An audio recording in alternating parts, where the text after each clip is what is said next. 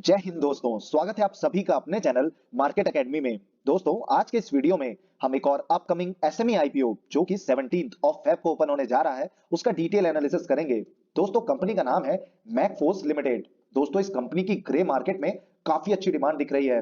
साथ ही जीएमपी भी काफी हाई ट्रेड होता हुआ नजर आ रहा है। और दोस्तों, काफी समय बाद एक एसएमई कैटेगरी को बिलोंग करने वाली कंपनी जो कि फंडामेंटली और फाइनेंशियली काफी स्ट्रांग है और जिसका बिजनेस मॉडल भी काफी अच्छा है, वो अपने आईपीओ को लेकर के आई है। तो ये लिस्टिंग गेन्स पर ही आपको काफी अच्छा पैसा और काफी मोटा पैसा बना करके दे सकती है। इसीलिए दोस्तों, इस कंपनी का डिटेल और थॉरो एनालिसिस और रिव्यू करना बहुत जरूरी हो जाता है। और फ्रेंड्स, इसीलिए हम इस वीडियो में कंपनी की प्रोफाइल यानी बिजनेस मॉडल का डिटेल एनालिसिस करेंगे। साथ ही कंपनी के फाइनेंशियल्स और रेवेन्यू मॉडल को भी जानेंगे और जानेंगे कि कंपनी अपने आईपीओ को किस वैल्यूएशन पे लेकर के आई है। और हाँ, मार्जिन्स को भी डिस्कस करेंगे। साथ ही ऑब्जेक्ट ऑफ द इशू को भी समझेंगे, जिससे हमें पता लगेगा कि कंपनी आईपीओ से जो पैसा रेस करेगी उससे कंपनी काम क्या करने वाली है। और दोस्तों, आईपीओ से जुड़ी सारी डिटेल्स जैसे इंपॉर्टेंट डेट्स, करंट जीएमपी और ये आईपीओ आपको कितने लिस्टिंग गेन्स दे सकता है। और हाँ दोस्तों, इस आईपीओ में हमें अप्लाई करना है या फिर इसे अवॉइड करना है, और इस कंपनी के सारे जो पॉजिटिव पॉइंट्स हैं या नेगेटिव पॉइंट्स हैं, सब कुछ इसी वीडियो में कवर करेंगे।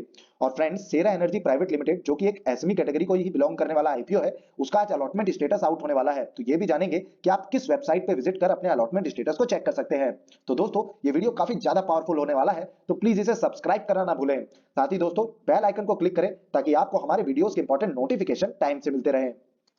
चलिए दोस्तों, स्टार्ट करते हैं। सबसे पहले डिस्कस करते हैं कंपनी प्रोफाइल को कि आखिर ये कंपनी काम क्या करती है। So friend, this company is incorporated in 2017 and Macfos limited is primarily an e-commerce company. The company has an e-commerce website and mobile application. और दोस्तों, ये जो वेबसाइट और मोबाइल एप्लीकेशन है, ये robo.in नाम से है। साथ ही the company sells a broad range of electronic items including robotic parts, drone parts, e bike parts, IoT and wireless items, 3D printer and parts, DIY learning kits, development board, Raspberry Pi single board computer and peripherals, sensors, motors, motor drivers, pumps, batteries, chargers, electronic modules and display, and various other mechanical and electronic components। तो दोस्तों, है तो ये एक e commerce की company, लेकिन एक थोड़े से अलग सेगमेंट में, डिफरेंट सेगमेंट में ये कंपनी काम करती है। मेनली जो एडवांस टेक्नोलॉजी या फिर टेक्नोलॉजी ड्रिवन जो प्रोडक्ट्स होते हैं, जो कि मेनली फ्यूचर में तो और ज्यादा यूज होने वाले हैं, जिनकी डिमांड फ्यूचर में काफी ज्यादा बढ़ने वाली है। जैसे जो इलेक्ट्रॉनिक एंड मैकेनिकल कंपोनेंट्स होते हैं, जो कि ड्रोन में यूज होते हैं, ई बाइक्स में यूज होते हैं, या फिर 3D प्रिंटर में यूज होते हैं, आईओटी डिवाइसेस में यूज होते हैं, उनकी सेलिंग का काम ये कंपनी करती है। और दोस्तों, बी टू बी इंडस्ट्रीज जिन्हें ये सर्व करती है, मतलब जिन सेक्टर्स में ये मेनली काम करती है, वो है IT and IoT, automation, medical, renewable energy, साथ ही ड्रोन मैन्युफैक्चरर। और दोस्तों, आप देखें तो ये जो सारे सेक्टर्स हैं, इनका जो ग्रोथ पोटेंशियल है, आगे जो ग्रोथ के एस्पेक्ट्स इनसे लगाए जा रहे हैं, वो काफी हाई है। इसीलिए दोस्तों, इस कंपनी के भी जो ग्रोथ पोटेंशियल है वो काफी हाई है, और इसीलिए ग्रे मार्केट में जो डिमांड अभी से आ रही है, वो भी काफी ज्यादा हाई है।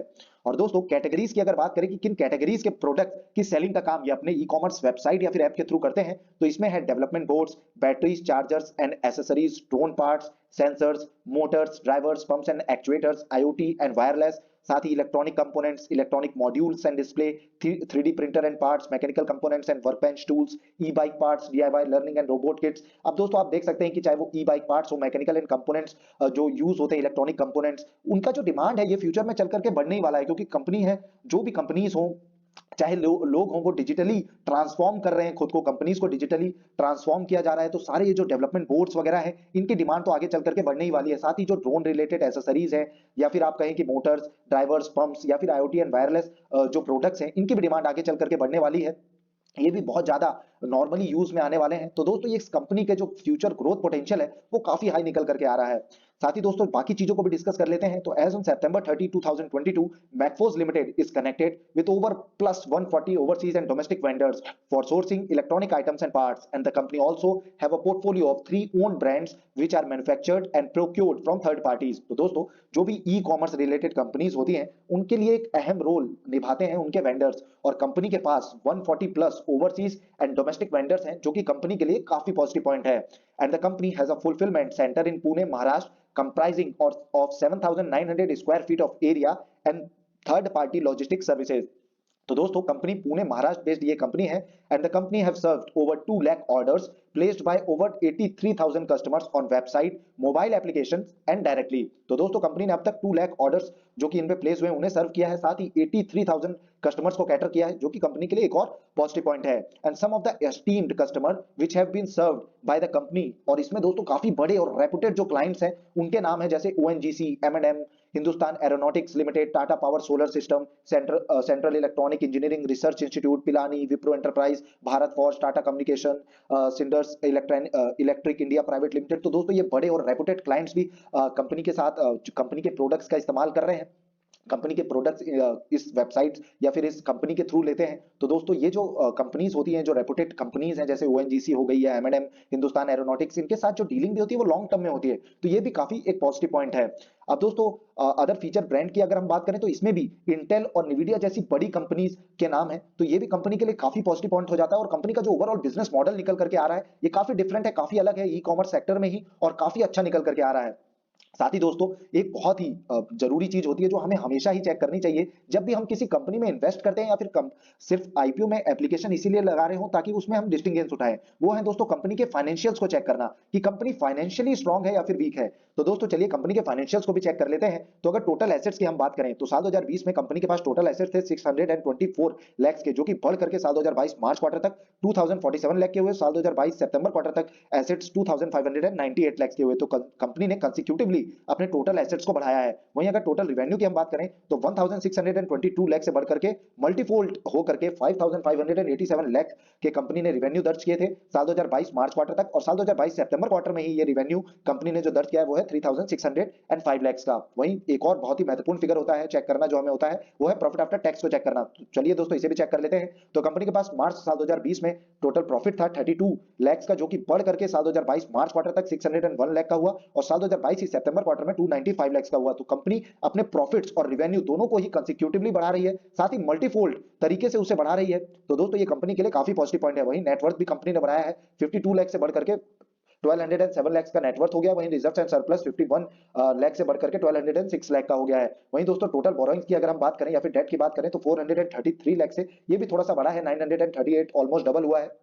तो दोस्तों ये थोड़ा सा कंसर्न वाला फैक्टर है, पर जो छोटी कंपनीज होती है उन्हें आमतौर पर डेट या फिर बोरोइंग लेनी होती है कंपनी को बढ़ाने के लिए या फिर अपना आईपीओ लाना पड़ता है। तो दोस्तों कंपनी के जो ओवरऑल फाइनेंशियल्स हैं वो काफी स्ट्रांग नजर आ रहे हैं, क्योंकि कंपनी मल्टीफोल्ड तरीके से अपने रिवेन्यूज और प्रॉफिट को भी बढ़ा रही है, एसेट्स को और नेटवर्थ को भी कंपनी ने कंसेक्यूटिवली ही बढ़ाया है। और दोस्तों वैल्यूएशन और मार्जिन को भी डिस्कस कर लेते हैं। तो अर्निंग पर शेयर 6.81 का निकल करके आ रहा है।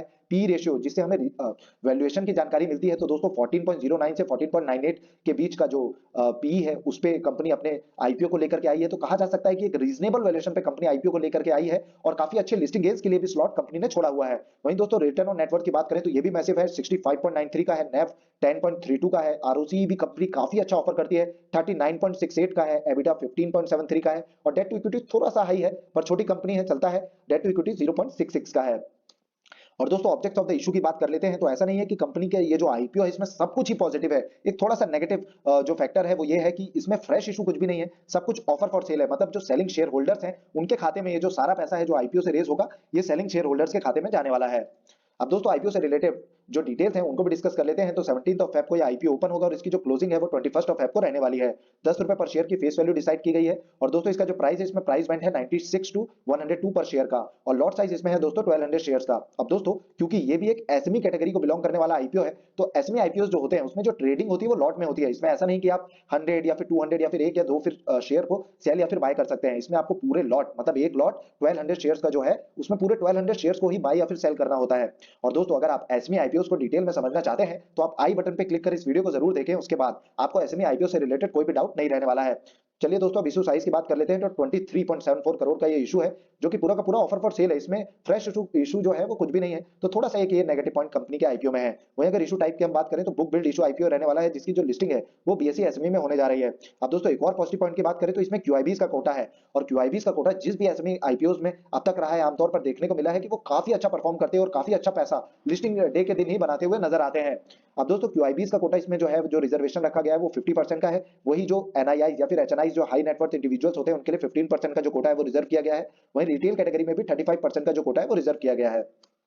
दोस्तों अब आईपीओ से रिलेटेड टेंटेटिव टाइम टेबल को भी डिस्कस कर लेते हैं। तो जैसा कि हमने डिस्कस किया था कि ओपनिंग इसकी 17 ऑफ फेब को रहने वाली है और 21 ऑफ फेब को इसकी क्लोजिंग डेट रहने वाली है, और अलॉटमेंट की जानकारी आपको लगेगी 24 ऑफ फेब को। और अगर आपको अलॉटमेंट नहीं मिलता है दोस्तों तो 27 ऑफ फेब को आपके जो पैसे हैं वो आपको रिफंड कर दिए जाएंगे। और अगर आप लकी होते हैं और आपको अलॉटमेंट मिल जाता है तो 28 ऑफ फेब को आपके शेयर्स आपके डीमैट अकाउंट में क्रेडिट कर दिए जाएंगे। और दोस्तों इसकी जो लिस्टिंग है वो 1 ऑफ मार्च को रहने वाली है। चलिए दोस्तों अब आईपीओ के लॉट साइज को भी डिस्कस कर लेते हैं। तो अगर आप रिटेल कैटेगरी से एक लॉट के लिए यानी 1200 शेयर्स के लिए एप्लीकेशन या फिर बिडिंग होल्डिंग इस पर्टिकुलर इशू में लगाना चाहते हैं तो जो अमाउंट आपको लगेगा वो है 1,22,400 रुपीज का।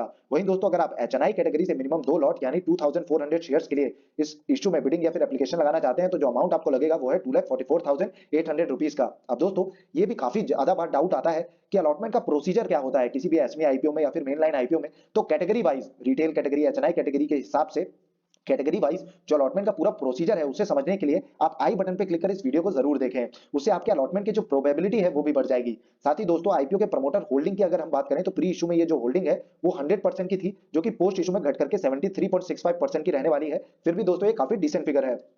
अब दोस्तों एक सबसे महत्वपूर्ण फिगर होता है जो हमें हमेशा ही चेक करना चाहिए किसी भी आईपीओ में एप्लीकेशन लगाने समय या फिर बिडिंग लगाते समय, वो है उसके जीएमपी को चेक करना, मतलब ग्रे मार्केट प्रीमियम को चेक करना, जिससे हमें ग्रे मार्केट में आ रही डिमांड का भी पता चलता है और आईपीओ में लिस्टिंग गेन्स के भी आइडियाज लगते हैं।